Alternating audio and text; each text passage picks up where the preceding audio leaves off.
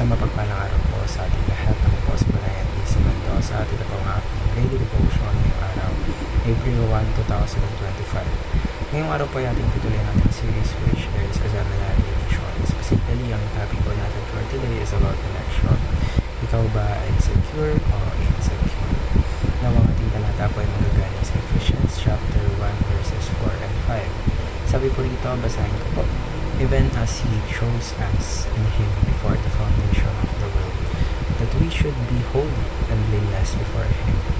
In love, He predestined us for adoption to Himself as sons through Jesus Christ, according to the purpose of His will. So ngayon na pang ating mas maunawaan kung ano ang ibig sabihin ng talata nito. Upang mas maintindihan natin ang ating devotion for today, ngayon po tayo pwede dapat sa ating mga teaching. So una po, sabi po dito, basahin ko po, God will never choose whom He has chosen. So once na God calls someone, yung decision niya, it is final. Kasi yung pagmamahal niya sa atin is unchanging or it is constant. And yung purpose niya for us does not change no matter our failures. Ikalawa po, God's election is based on grace, not on men. So we are not chosen because of our achievements or yung mga nagawa natin, but it is purely out of God's love and grace, not because we deserve it. Ikatlo po, God's grace is sufficient to transform lives.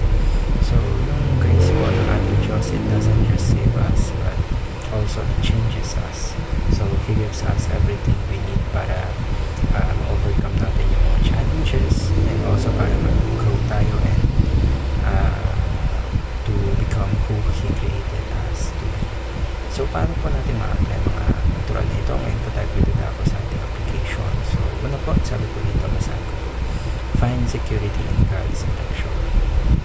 Wala kang pong dapat katakot on losing God's love or question your place in His plan. Kasi if He has chosen you, He will sustain you. So wala ka po dapat na ikakaba. Ikalawa po, have a worship and grateful heart. So since ganito ang sabi sa Romans chapter 6 verse 23, questions for the wages of sin is death, but the gift of God's eternal life through Christ Jesus our Lord. So since yung salvation po, it is a gift. So our response should be gratitude, humility, and a heart that worships Him with all within.